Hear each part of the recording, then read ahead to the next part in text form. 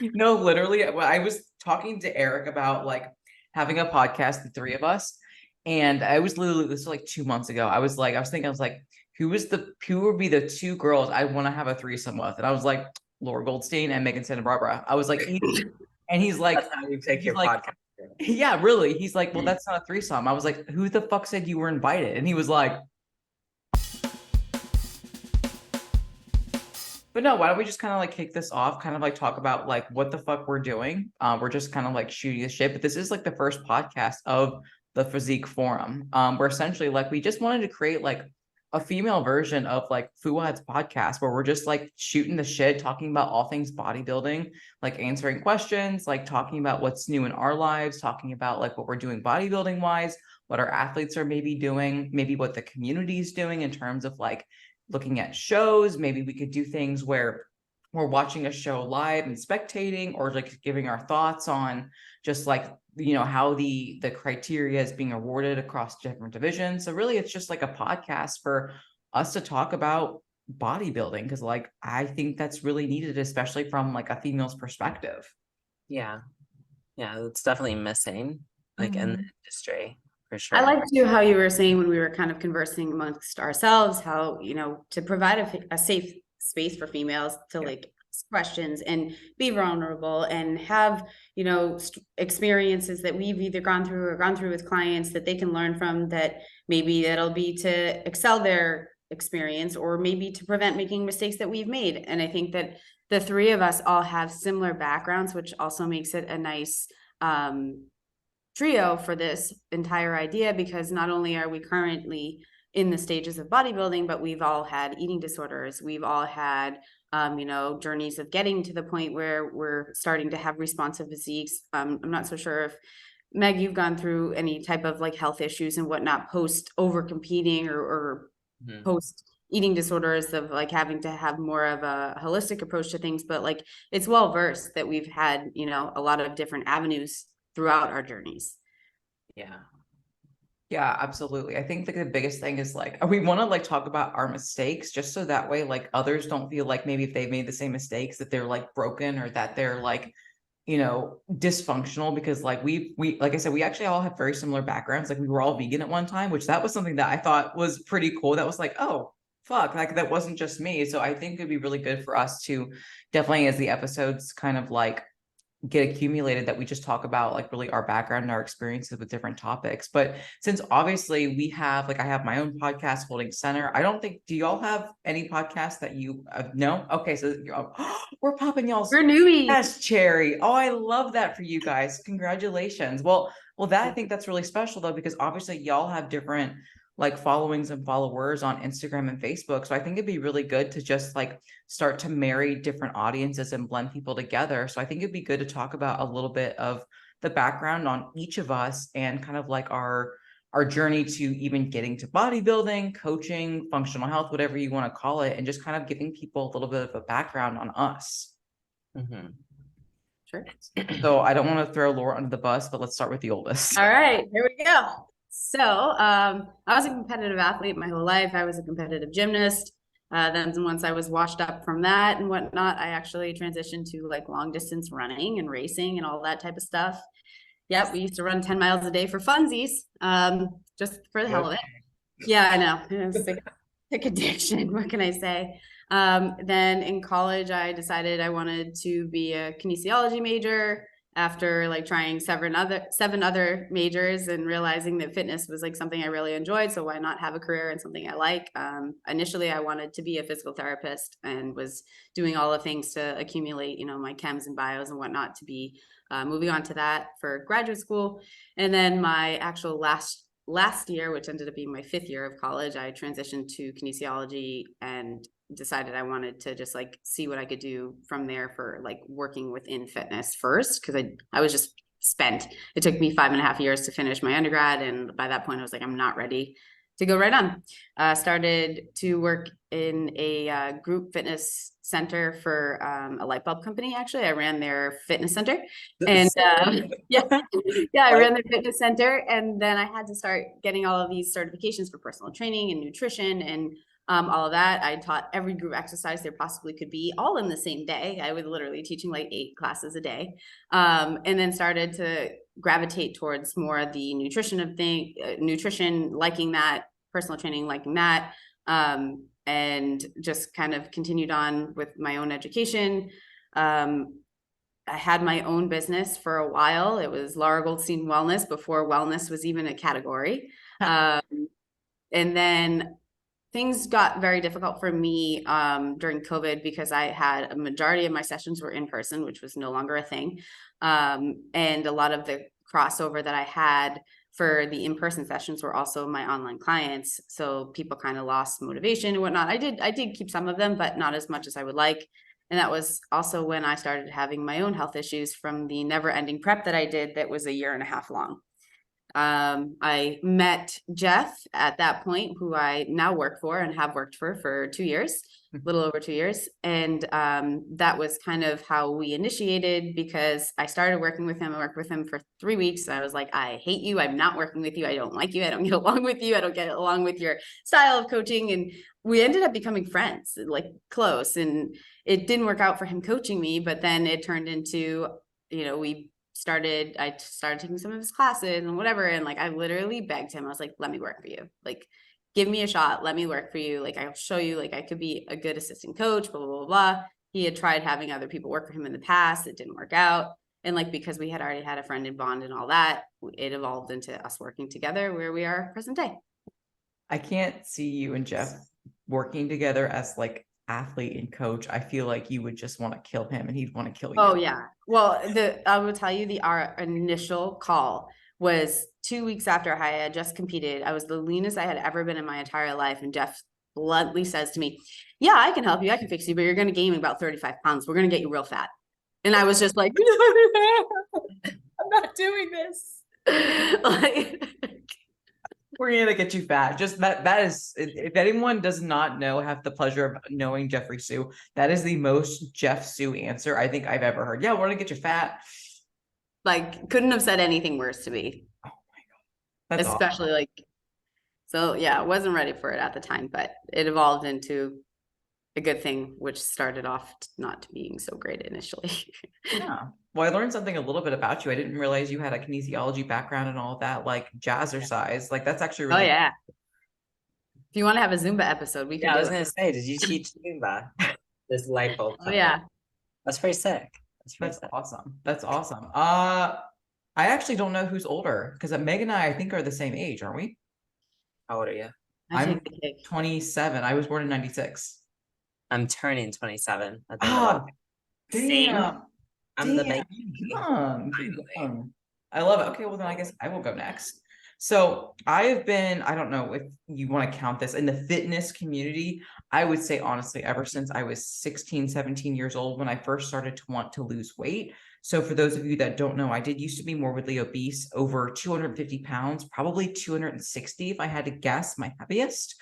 I got out of a really bad relationship where I was essentially just destroyed, right? And I was like, well, I want to be happy. So at that time, you guys have to remember, this was over a decade ago, before social media became really big. This was like the area of like MySpace and fucking Tumblr, if you guys like know what Tumblr is, and magazines mostly. And so I was like, oh, well, I want to lose weight. So where do I go? And I went to the supermarket and bought a magazine, because Beyonce lost, fucking 20 pounds drinking maple syrup and cayenne pepper and water, lemon juice. So that's how you must lose weight, right? So I went and did all the fad diets. And mind you, I'm from Midwest Ohio. My, family did not have any sort of education when it comes to nutrition. It was very much like either frozen dinners or good old fashioned country cooking, lard type of Midwestern cooking, where mac and cheese is a vegetable. You know what I'm saying? So I was a big girl.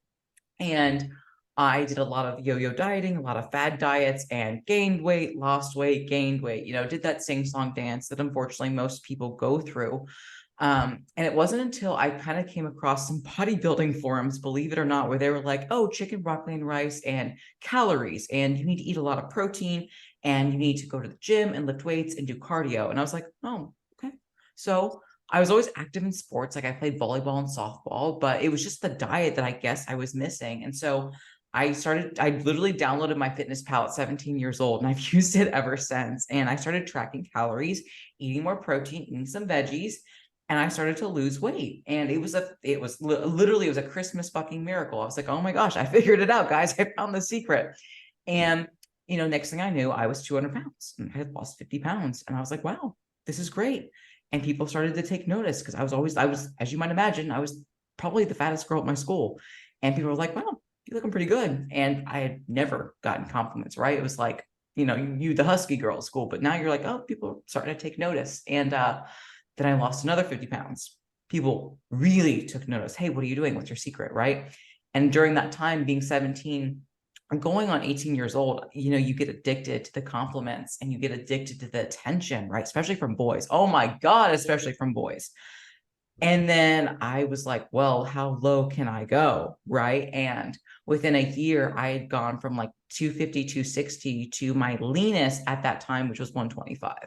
So literally half my body weight in a year. Right. And as you might imagine, the calories were, I'd say probably between 400 and 500 on top of going to the gym, on top of like resistance training. I was also working with a personal trainer at the time. I would either do 2 resistance training sessions, or I might do resistance training session and cardio. Kind of like Laura, I, became like a zealot for like doing like long distance running, even though I wasn't really competitive. Like I would run, I would bike, I would resistance train. And then, around graduation time, like that's when the grad parties were happening. And then something just snapped, right? I snapped because like you were starving for so long and doing all these like extracurricular activities where you just wanted calories, right? So that's kind of when you start that binge rebound and like start to like have these uncontrollable binges. And unfortunately, that lasted well over a year, where I think it was a full blown binge eating disorder, versus just like a type of anorexia, like compensation, because I had a really hard time with binging for a year and a half. And eventually I got to the point where I was heavy enough again to kind of stop those episodes. But after all of that, essentially trauma from, dieting, exercising, fitness, I didn't want anyone else to go through what I went through. And so I first went into nursing, and then I was like, wow, I hate this. I want to do prevention. So then I went into exercise physiology, where I graduated in 3 years, because I'm one of those like type A people that like, I want to get it and get out and get going. And all I really wanted to do was be a personal trainer. But because I was a first gen college kid and I had no guidance with my like high school person that helps you with college, like literally my school was fucking retarded. Like I didn't realize you didn't have to get a 4-year degree to be a personal trainer. So I literally went to school at Ohio University when I could have gotten like an ACE certification. I think a lot of people make that mistake. Yeah, I like literally like 40, 50 grand later, and you're like, hey, you kid, it's nice that you have this bachelor's degree, but now you need certifications. I was like, what? I mean, I didn't understand. And then like, I didn't understand the pricing structure, because like when you're a personal trainer, you're not really paid hourly unless you go into corporate fitness, which I did kind of want to do, but you get paid by clients if you do one-on-one. And so like all of these job offers were like, oh yeah, you get paid 60, 70, 80 grand a year. I was like, fuck yeah, let's go. And then they're like, oh no, you get paid like hourly $8, but you need to have clients. And I was like, well, how do you get clients, right? Because that was skipped over in college. And that was kind of skipped over in your certifications too, was how to market yourself, how to sell yourself. So all of that to say this, like I eventually kind of stumbled into the online scene. And then I worked for a coaching company for a while where we were just glorified macro calculators. Like I knew how to diet people by cutting their food and over exercising them, because that's what I did and it worked. And unfortunately, like I caused a lot more harm than I did good. And then when I left that company due to being kind of like overworked, underpaid, I was like, okay, well, how do I do things correct this time? Not only for myself, but then also from the athletes that I want to help. And that's kind of how I stumbled into this realm of bodybuilding and functional health, hiring Austin Stout, working with my own bodybuilding coaches, which kind of like within the last, I would say like 11 years has been leading up to this point, between like anecdotal evidence of my own coaching myself to now being a bikini athlete in the realm of bodybuilding. Yeah. Sick. Good story. It was fucking a lot, right? But hey, we're still here, right? And I connected with y'all, and that like means something. That means the world to me. That's funny because listening, so I started my story a little further down the line, I guess, because also I'm 10 years older than both of you. Well, close enough. But I had the same type of thing that like at one point I was like doing a spin class and then doing 35 minutes on the stairs and then running 10 miles and then getting on an elliptical and then lifting and then I was done for the day. Yeah. So like a marathon, literally. Yeah. Did you have a polar watch that counted your calories? That was honestly, that didn't exist. Yes, the chest. Yeah, I wore a polar for all of my activity, and I swear to God, if I didn't wear it, I would lose my shit. Yes, I'd have a meltdown. I was like, how many calories did I burn? Like literally, like I remember one run and one cardio. It was a run, a bike, and a resistance training session. It was like 5 hours of exercise. It was like almost 3,000 calories burned, and I was like, fuck yeah, I was like so pumped about it. And then I like cried because I had to eat like a Fuji apple. You know what I'm saying? Like it was like so fucking disordered, but yet I was like so addicted to the numbers, so addicted. That was the opposite at that point. I was kind of like Michael Phelps, that I was doing these crazy amounts of exercise, but then eating the same amount as like a 6'5" meal. So there was that. Yeah. All right, Meg, your turn. Tag. All right. So, I guess my fitness began when I was in ballet. So I danced from the age of 3 until 18. And I guess I started taking it super seriously around the age of 12, 13, when I started like auditioning for certain companies and different summer programs, you know. And then around that time is when I started kind of going down the rabbit hole of like eating disorders and stuff, which was huge with ballet. I mean, definitely when I went away during the summer is when I was more exposed to it, because I was around professional ballet dancers and my instructors would make comments to me, because I mean, I was never like overweight or anything, but I've been tall. I'm like a wider framed lady. So I was never like that petite dancer in the class. So I definitely got like overly consumed with how small can I be for the art, which was, you know, ballet. And then I guess my eating disorder definitely picked up around like the age of 13, 14, and carried probably all the way up until I was like about 20, 25, 26. So it's been a journey. But yeah, I guess we'll probably have like an episode where we delve into our like past with it, right?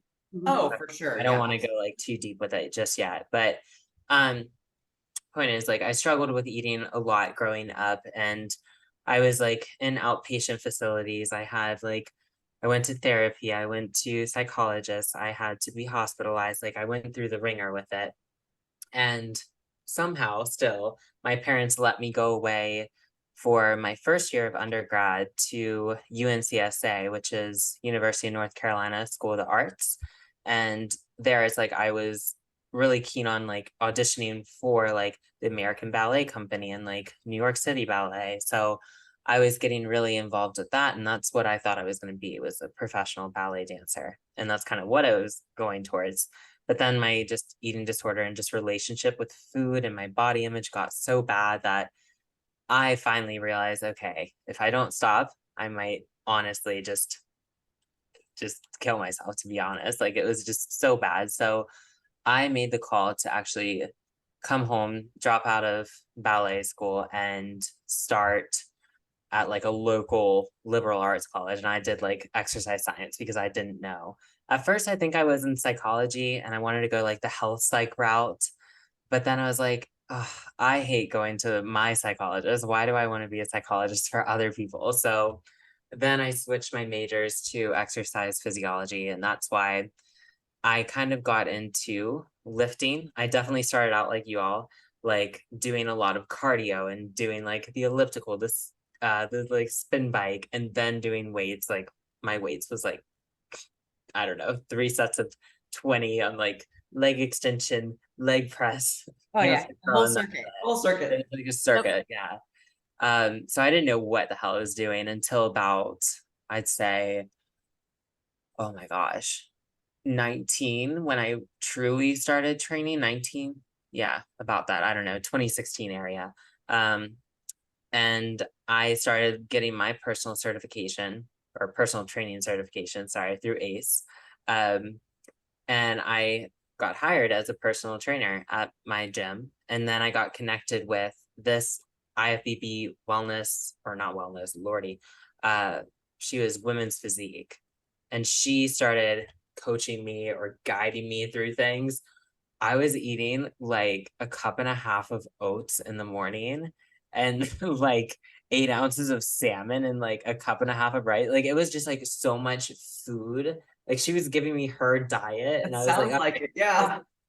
and I put on some pounds. But anyways, that's kind of how I got introduced to bodybuilding. And I can't remember how I got introduced to Jason Theobald, which is my first coach, and now obviously my boss. I work under him. Um, but somehow I did. I guess I went to a show. I don't honestly, I don't know. It makes sense because Jason's from like Kentucky, so it's kind of like the Midwest area. Yeah. You know what I'm saying? So it's like literally like Cincinnati, Kentucky, and then like West Virginia, like those areas are very, very connected. So I must have, I don't know how I met him, but he was my coach. I competed for the first time in the figure category. I was a little string bean up there, but I competed 2016. I won my class, won the overall, and then I was like, oh yeah, I'm ready for the national stage. Went to nationals that year, placed fifth, which wasn't bad. Yeah. And then the next year I went back to nationals and I ended up winning my pro card. So then I think I took 2 years off, competed for the first time as a pro in 2020. And then that was still with figure. And then I just, I did not do so hot with my pro debut. I placed that lovely 16th place, third call outs. Let's go. That was definitely a shocker because, I had a lot of pressure kind of going into that show. Like Jason thought I was going to place like top 5. People were like, oh, you're definitely going to win. You're definitely going to like be in the first call outs. And then I didn't hear my name for the first call outs. And then the second call outs, I was like, oh shit. So I'm a newbie here. So I was definitely in my head about that. But then the judge's feedback was, you're too big. You need to go up to Women's Physique. And I was like, what? Like my heart and soul was into figure. And I thought I had like the perfect, quote unquote, perfect figure frame. And I could just, build up my delts a little bit more because I thought that's what I was lacking. I didn't think I was the biggest girl. I think my legs, my quads mainly, probably overpowered my physique. But point is, like you, Laura, I was in a very long prep that year because it was like COVID era, kind of going into that 2020 show.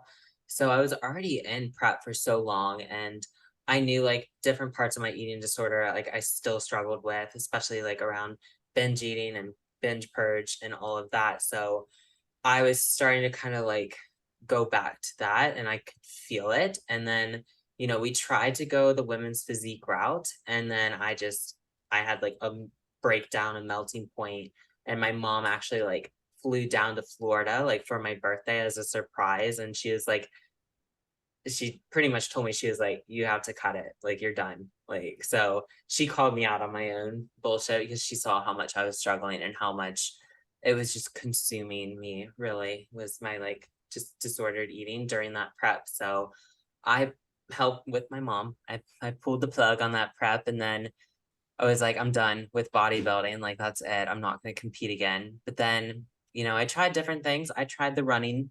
Okay. I remember watching that and be Yeah, like, oh, I did this is 5Ks. different. I did 5Ks in my apartment gym. It was pretty serious, honestly. But that's as far as I got with that. But I just tried different means of fitness, to kind of switch it up, kind of get out of the bodybuilding headspace, and because I like fell out of love with it, whatever.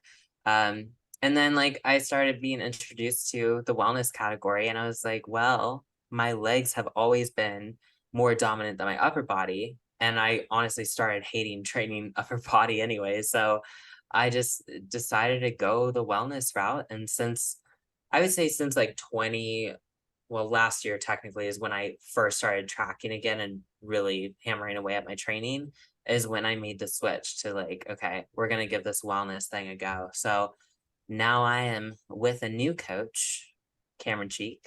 Gonna just kind of throw that out there now. And yeah, we're heading into next year, probably gonna start my second pro debut prep in like February, probably for my wellness debut.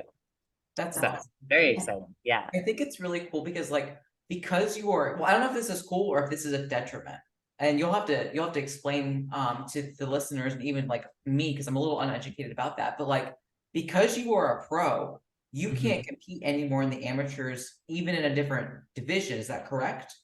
Yeah, correct. Once you're a pro for life, baby. That's Like why. yeah. But I can like compete in any division I want now. I could go down to bikini. I could give you a run for your money, Ash. I don't think I would, but Listen, if I can be in between those legs, I don't give a fuck. Like I know like that's like that was like maybe your Achilles heel when you did figure, because like obviously they're like, hey, you got some meaty legs. But I'm like me, I look at your legs, I'm like, what drug do I need to like what drug?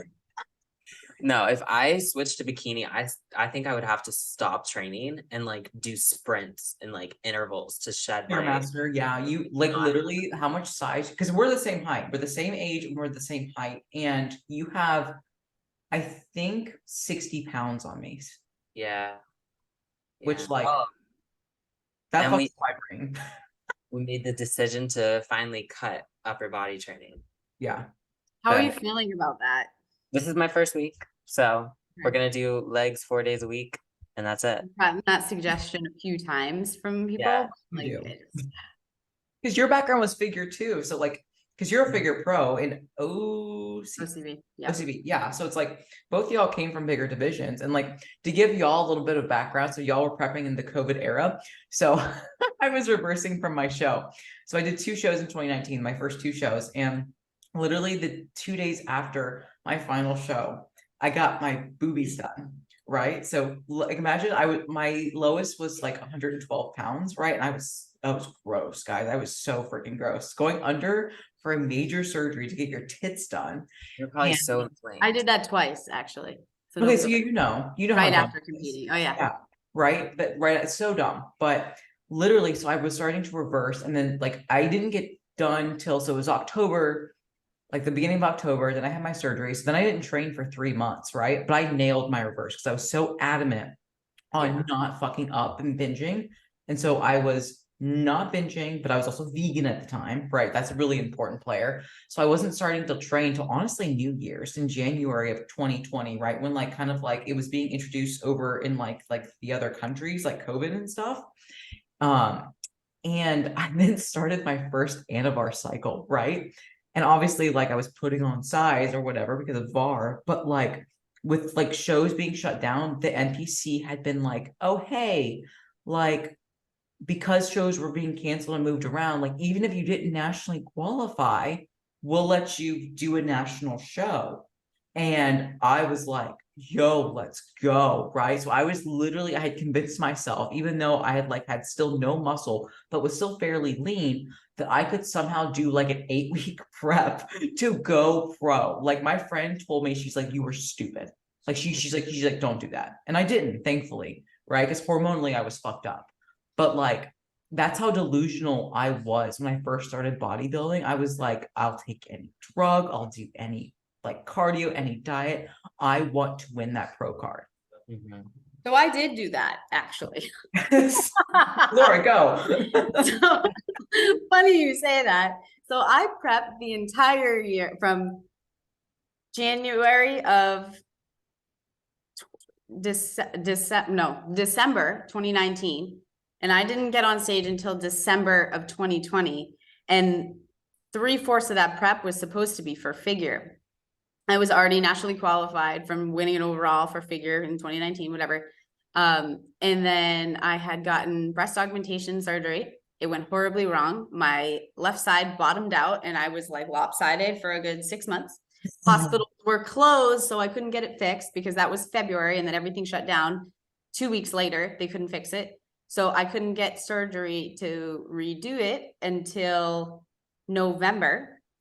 I had already been dieting this entire time. And then I had to take 6 weeks off from upper body training. So I was like, there's one show left. I've already been dieting this entire time. I took off 6 weeks from training upper body totally because I couldn't. I did a like bootleg 3-week prep and jumped into USA's because it was the only national show that actually happened in December in bikini after never competing bikini other than the first time I ever competed, which was like in 2016. How'd you do? I ended up being 9th out of like 28 girls. Okay, that's actually So not bad, lollipop side. I had no idea how to pose. I did not like I borrowed a suit from a friend. I was just like, fuck it, let's do it. Everyone told me I couldn't get stage lean that quickly. And I was like, watch this. And I did. But then I also could barely make it on the plane to come home because I was like having SIBO already, like could barely control my bowels, couldn't eat anything without feeling like I was dying. It was bad. But I did it. Wait, was this with the left tit fucked up? So did No, you? they fixed Oh, you that got it fixed. I was like, how did you like tape that bitch? 4 weeks prior to getting on stage. They fixed that. Dang. Oh my God. Like, no, it is a fucking miracle that both of us are alive. Because like y'all don't realize like, when you were like that stage, like when you were that lean, like you are so stressed out to the max, and then you undergo like a major surgery. So your adrenals are already fucked, your digestion's already fucked, and then you go under the knife. And like I gained, I think in 3 days fluid. And of course, all of it accumulated in my stomach because there was nowhere else for the fluid to go. I think I gained like 8 or 9 pounds of just water. Yeah, right. Just water. And like obviously you can't move for shit anyway because you're so restricted upper body wise that like and anesthesia from it makes you so constipated. Yep. And if you take the pain pills, you're not shedding. Yep. And then I took his like they gave me because like my doctor knew he was really cool. He knew I had an eating disorder, even though I wouldn't admit it. Even though I was like quote unquote like vegan at the time, and I was like, oh no, I'm super healthy. He knew I was full of shit. So he gave me Xanax to like calm my shit down. And so I took half, right? Because obviously like a full dose would be way too much for how much I weighed at the time. And I was so reactive to the Xanax that like I almost lost my vision. Like that's how much of a side effect my body was on alert. And one of the side effects was like blurry vision. And literally I could not see. Like if you guys were like right here in front of my computer, you guys would be blurry. And like for those of y'all who don't know, my family calls me eagle eyes because I had some of the best fucking vision in like the state of the world, right? I could not see in front of me. It was terrifying. That is scary. Yeah. I know with my most recent breast augmentation surgery last April, I just didn't take the pain pills. I still have them like in my cabinet. But yeah, that's crazy. We all have like boob job stories too. Look at that. We could definitely make a whole episode out of that. I've had 7 surgeries. I've had 4. I've only had 1, but no joke. When Megan told me how big hers were, I was like, how do they stuff that in there? Oh yeah. Mine dude, I was like flat as a board though. Dude, I was too like literally. So this is how funny my surgeon was. I mean, he roasted me hardcore. So literally, mind you, I'm already in contest prep anyway for the consult, and they're like doing the fittings or whatever for like the implants. And he was like, "Can you just estimate like what size you think you are?" And I was like, "Oh, well, in my off season, because again, I know that like I was dieting for a long time. So like obviously my breast tissue was diminished anyway." And I was like, "Oh, I'm like peak off season B or C maybe."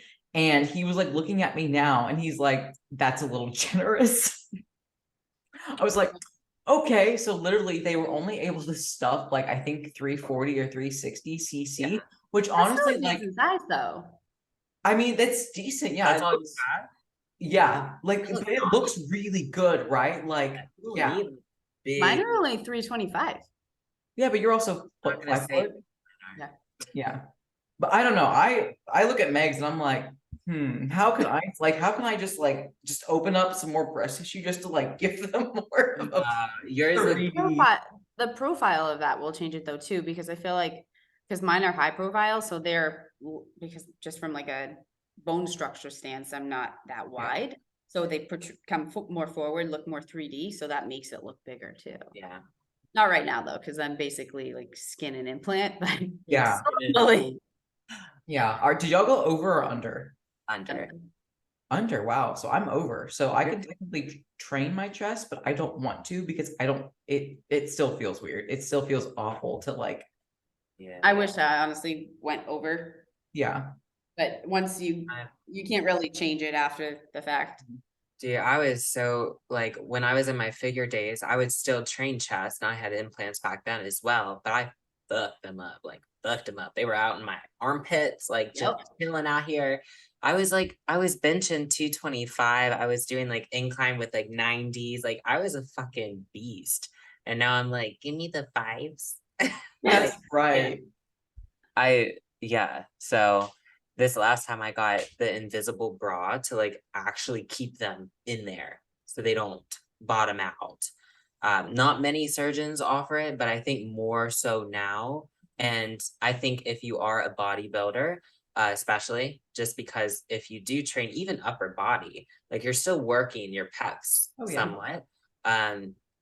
Developing any type of muscle around that area is going to make that pocket just easier for the implant to slip out, honestly. So if you can look into a surgeon that gets like the mesh insert kind of in there, that would help, or go over the muscle. I know some people are like, when like you get super lean and you have like the pec and then the implant, but it's different per division, I think. Yeah. So yeah. The other thing with that too, though, I think you also have to keep in mind is you're not walking around like naked on stage. That if you can, maybe you can see a little bit of the outline, it is what it is, but the majority of your life, you're not that lean.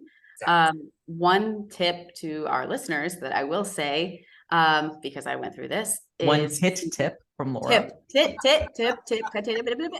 So I had the Stratus as well, and I was allergic to it, and I had to have it removed after spending $12,000 to have that surgery. So there is some type of material from pig that is in there. I had gum grafts done too, and I had a same reaction to it. I had told the surgeon when they were telling me the materials used for it, I was like, I had gum grafts done, like my face blew up unrecognizably, blah, blah, blah, blah. They convinced me up and down that that wouldn't happen again because it's made from some type of collagen of a pig and it's stripped to whatever. All right, cool. I couldn't breathe. I was having like respiratory issues. Everything was swollen. Like my chest was hot to the touch. Like dead as day, allergic reaction. Had to take them out. And that was right when, Ashley, that was right when I met you, that I was putting them back in for the last fucking time because I had put them in, taken them out, put them in, taken them out, and then had it done one more time. Like this is my last hurrah because I had a bottomed out capsule contracture. Then I tried the Stratus that I was allergic to, and I was like, I swear to God, like this will work, but I've just had shit luck. Knock on wood. Everything's good. It's been a year since last August, but yeah, I was like severely allergic. I'd cry. Like that's a lot of money. Yeah, exactly. And it was like another $8,000 to take them out after paying $12,000 to put them in. See, I would have. You can't technically sue because I know you signed like, but like that's.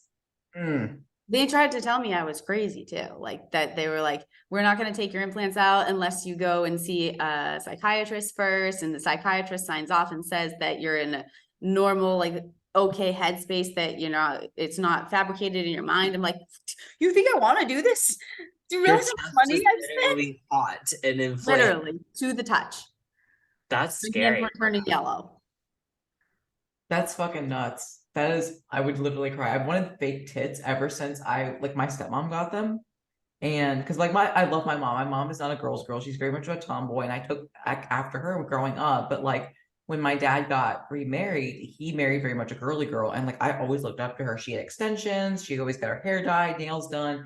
She got fake tickle bitties. And I was like, wow, what a woman, right? And I told myself, I promised little 13-year-old Ashley Porkers that one day she'd get fake titties. And I worked really hard. And Eric and I were newly married. And I was like, hey, I saved up all this money from my job. I would like to get fake titties.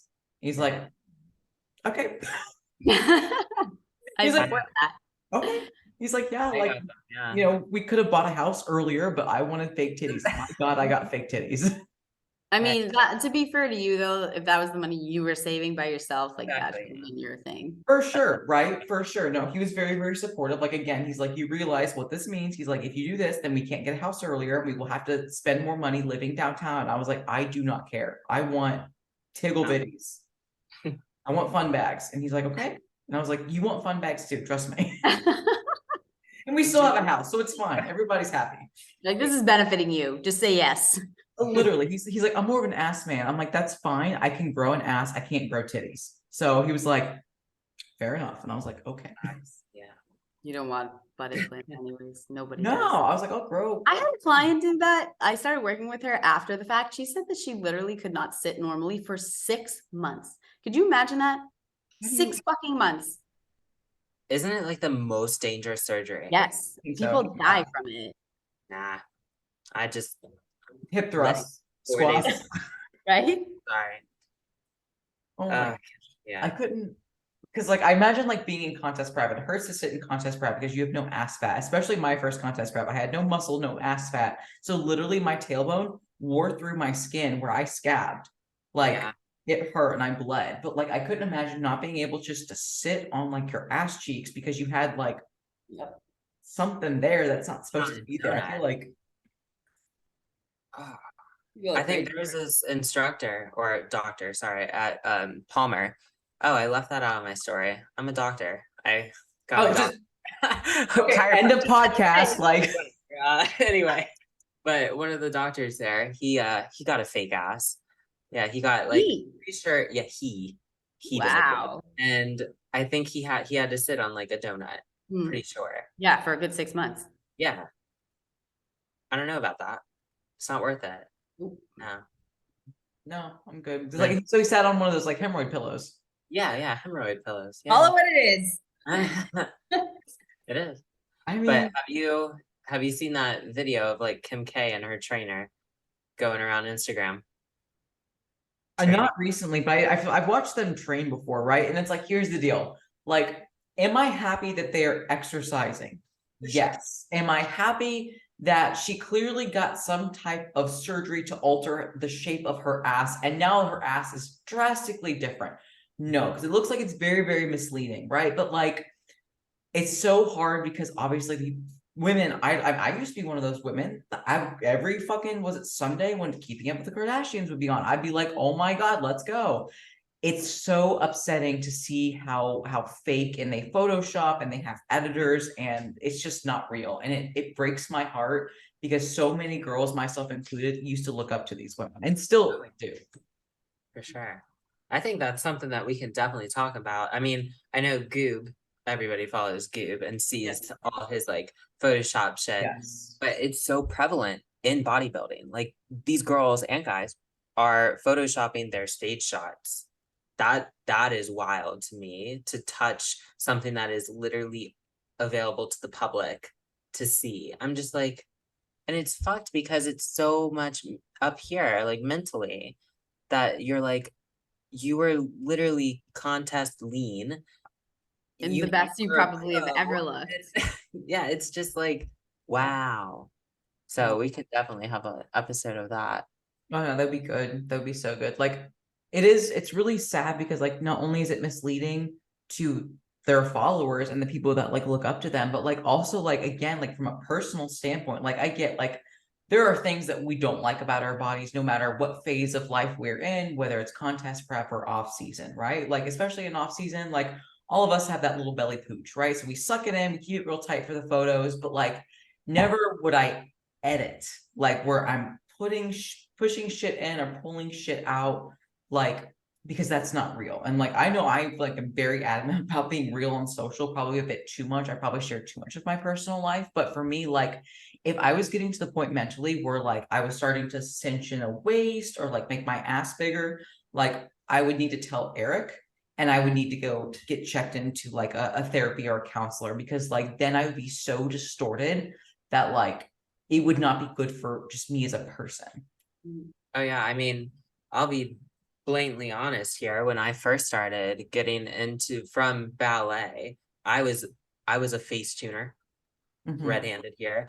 I in my ballet days, I would literally cinch in my thighs to make them smaller when I was already struggling with an eating disorder at my lightest weight. So I've had that app forever. Now I just use it to like make myself look a little detailed. Like, Yeah, no, I do that shit too, right? little- Like Lightroom and Facetune. Like I don't think there's a big deal with like, you know, changing the lighting or like height, like accentuating detail. Like, yes, it's fake and you can usually spot that shit anyway. But it's when doors like you oh yeah. And like I look back at like shit I posted like on Facebook with dance, and I'm like, that bar is bending. And I'm just like goob. But yeah, I will definitely admit I definitely did that, and it messed with my head tremendously going into from disordered eating with ballet and then carried into bodybuilding. I definitely stopped it. I don't do it now. I just have massive sausages on my lower body. But yeah, I would never do that.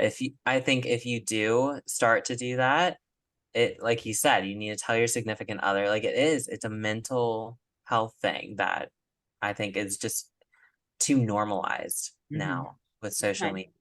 It's first sad. time ever being glad I have zero technology That's knowledge awesome. or background. I wouldn't even know how to like fucking start with that.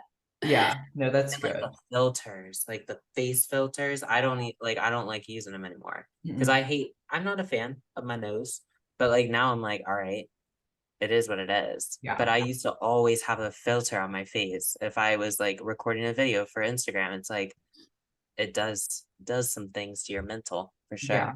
I love using the filters that like either make your eyes look like snails or your mouth like triple the size of your face because like that makes me laugh. And like if you guys know me in person, something that really pisses Eric off is like when people meet me IRL, they'll tell him, your wife is so fucking funny. He hates that because he wanted to be the funny one in the relationship. But when I put the snail or like the big mouth, I literally will almost pee. I'm laughing so hard at myself. That shit is so fucking funny. But those are the only two filters I will use because like Yeah. it makes me laugh and it makes me laugh. Yeah. Hopefully it makes someone else laugh. You know what I'm saying?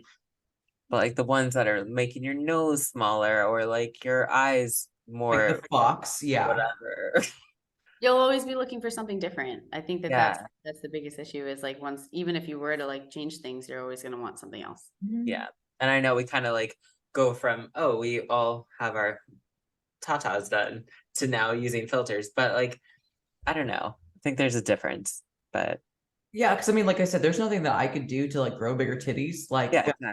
no, there's nothing I could do. But if I want bigger shoulders, I'm not gonna get a shoulder implant. I could, or I rather just fucking do some lateral raises and some shoulder press and Use your shoulder.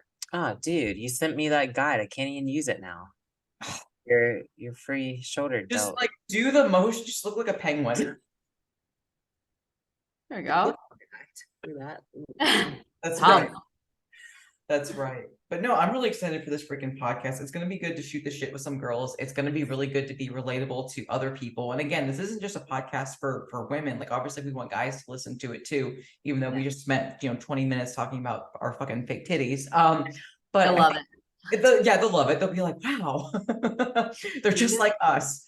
But I think some really good like ideas for us is obviously listener Q&As. I think it would be really great to have significant others on because like you guys like are obviously dating people in the space, but like Eric, God bless his heart, like he is so far fucking removed from bodybuilding. I think it's really good to have. It is so good. It is, but I think it'd be really cool to learn from you guys because obviously there's a lot of overlapping between Josh and Tar, where it's like, how do you guys maneuver like your own bodybuilding and your own lives without like butting heads? Because like maybe they're in contest prep or maybe they're in off season. Like, how do you guys navigate that shit? So Yeah. these are a little different too. I think, yeah. Yeah, I think that would be cool. Yeah. So we could talk about that. We could talk about our eating disorder histories, our past Quest bars. Quest bars. Oh my yeah. God. Quest diet bars. hack. Our diet, we can call it that. Yes, on a fucking quest. Our veganism, that would be Did you guys do the Good. special K diet too? That you were eating like the bars and the the cereal? bars and the cereal. Yes, I did that. That was another fad diet of mine. Cause like, but my parents and my grandparents tried to be supportive. And so they would always buy me like those bars and shit like that, which they're trash. They're so bad for you, but literally I had boxes. Like I would always steal my parents like Nutrisystem things. They were big into that Nutrisystem. Okay. Have you ever tried that? No, my mom was a Slim Fast person, so I did the Slim Ah, Fast. my mom's- Yeah, throwback. Oh my God, God. No, but this crazy is how many good. fad diets there are when you think about it. Mhm. Well, that's why we all have jobs too. That's right. Honestly, yeah, full circle.